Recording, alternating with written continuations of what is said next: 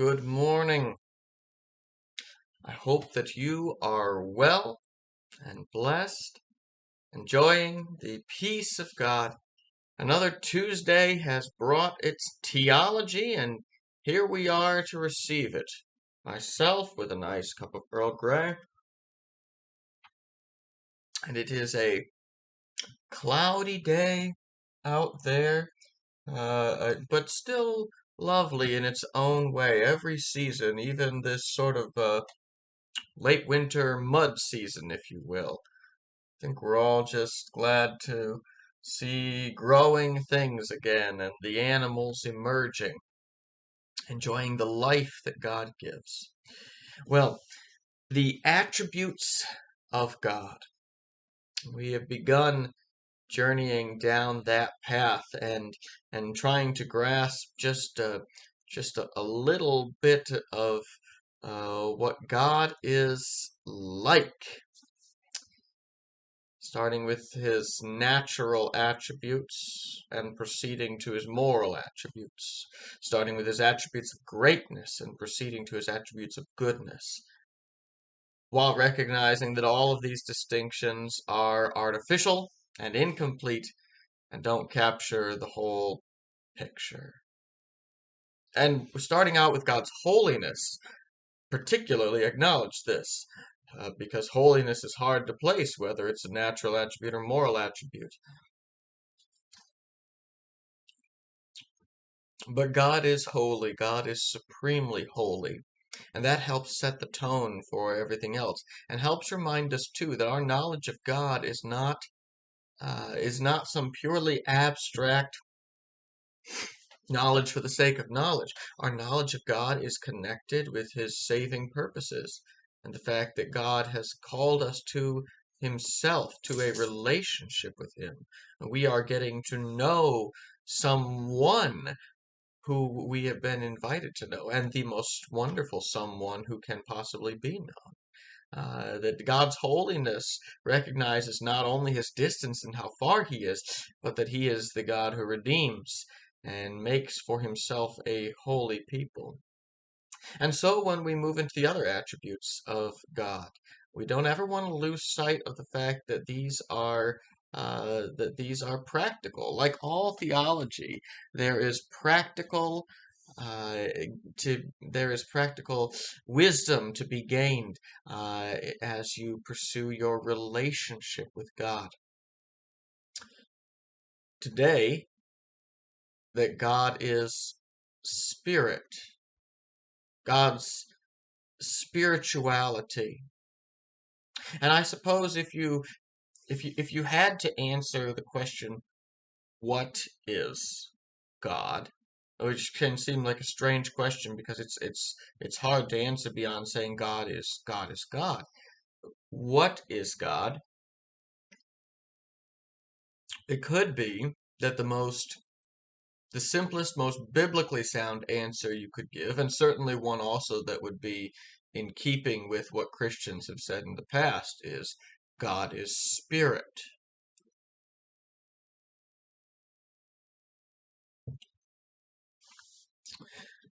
But what is spirit? Sometimes we answer a question and we only help ourselves to see that we don't completely know what we're talking about. God is spirit. But what is spirit? What does that mean, that God is spirit? There are a couple of biblical passages I want to turn to as we're considering this.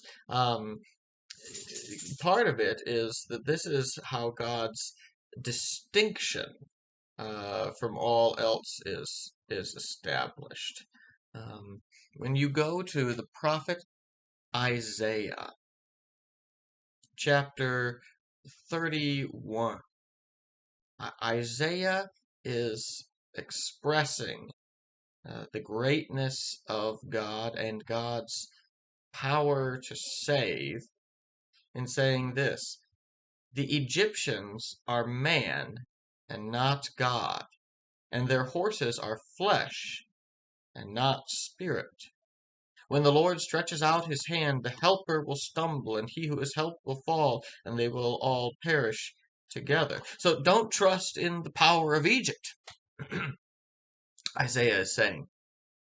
And you notice the parallel he's doing there. Why not? Because the Egyptians are man and not God. And their mighty horses are flesh and not spirit. And so this contrast, that man is flesh and God is spirit, is being drawn out, and is a reason uh, why the people should not put their trust in the power of Egypt, which was, of course, was one of the local superpowers when Isaiah was writing this, but in the power of God, who is strong to save and deliver. And we are flesh. That is our nature. Now, of course, with humanity, it is complicated because we have a spirituality that when you consider what is the human being, and this, of course, is a question we'll have to tackle later. People have answered body and spirit, or some people have said body and spirit and soul, and draw a distinction. I have another creature of flesh here begging me to leave the room. My little dog. I'll be right back. And to return to God, who is spirit. And so there is a sense that God's spirituality, of course, has a connection with us. We are made in the image of God. And we are more than just our bodies, just our flesh. And yet, at the same time, the Bible expresses sometimes very strongly that man is flesh, formed of the dust of the ground. Dust you are, and to dust you shall return. Whereas, on the contrary, God is spirit. And a part of that, we might say, is that what we know about spirituality, the fact that we are more than just our bodies, that humans are you could classify us as animals in a sense, but we know that we are more than animals.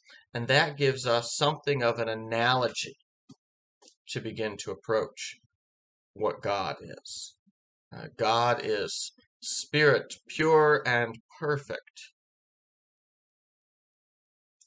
And in saying that, part of that is negative, that God is not flesh, that God is not man, that God can be looked to as the helper and the one who is invincibly alive. Flesh perishes, and God is truly alive. So on the negative side, when we look at what it means for God to be spirit, we might emphasize that he's not material, that he is not of the substance of creation. And on the positive side, that God is true and perfect life.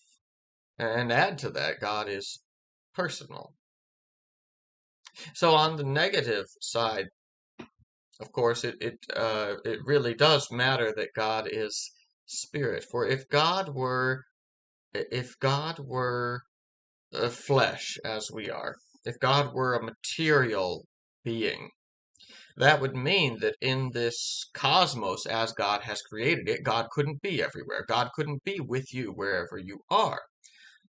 Because to be material is to shove out other material things, right?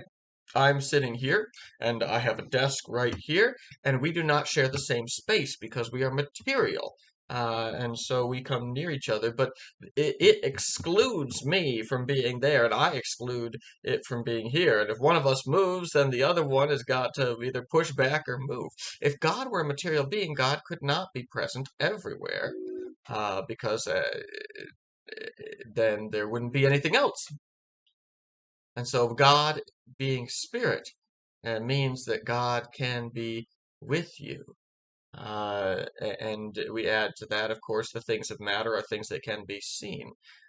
God is invisible. And we'll come back to that more at a later time on just what that means and some of the promises and possibilities. Uh, but also on the positive side, God is perfect life. God is immortal spirit. God is the true and living one, and he can be looked to absolutely for life and for salvation. And personality is attached to this. Now, when it comes to God's personality, of course, this is complicated uh, because we talk about the persons of the Trinity. God is tripersonal, the Father, Son, and Holy Spirit.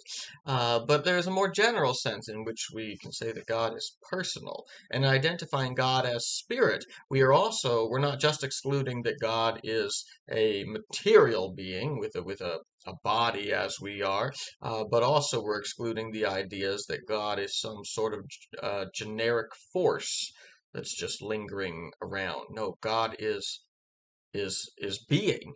Um, Again, he is spirit, and we only know an analogy to what that means. He is personal, and we only know analogy to what that means. He is beyond us in all of these ways, but these are little things where we grasp onto who God is. One more verse, and this is probably the most famous one, touching on God as spirit. This is something when Jesus is talking with the Samaritan woman in John chapter 4. He's gone and he has asked her for a drink of water from the well, and she is surprised that he's talking to her because Jews don't usually associate with Samaritans, and he speaks of giving her living water. And she says, "Oh, we know, we worship God here on our mountain, and you Jews say that God has to be worshipped in Jerusalem." And this is how Jesus answers. He says, "But the hour is coming and is now here when the true worshipers will worship the Father in spirit and truth, for the Father is seeking such people to worship him. God is spirit, and those who worship him must worship in spirit and truth." And so Jesus is making a contrast between a localized worship here or worship there, and a worship of God that is universal, that embraces um, his fullness of uh, creation, and worship that is spiritual, for God is spirit, worshiping in spirit and truth. The when we grasp that God is truly beyond us, we can see beyond some of these categories. Now, there are changes that happen in time here. The worship in Jerusalem was established by God. In a sense, that is, the sacrifices were done there at the time, although that has been abrogated now. But nonetheless, even then, you could worship God wherever you were, and you are called to worship God wherever you are in whatever life situation you're in. For God is not confined to any one space, but God is spirit, and he is to be worshipped in spirit and truth. When we recognize God as the living God and life-giving God, the one who is above and beyond, who is not fallible like creatures, and not confined to one locality, we can get a glimpse of the reliance we can have on him, and of the wonderful possibilities that we can know the God who is both personal and present wherever we are. God is spirit. One more reminder that he is above and beyond us, but at the same time, a reminder about who God is. uh, that keeps in the forefront of our minds that we can know Him, that we can have a relationship with Him, that He is the God who has reached down to us and can reach down to all of us, wherever we are and whatever we are dealing with in our lives. Um, so, as you go through your week, may you be blessed by the knowledge that God, who is different, who is above and beyond you, is the God who calls you to Himself wherever you are and whatever you have been through. May you be blessed to know a little more the God who is Spirit and to worship Him in spirit and truth. God bless you.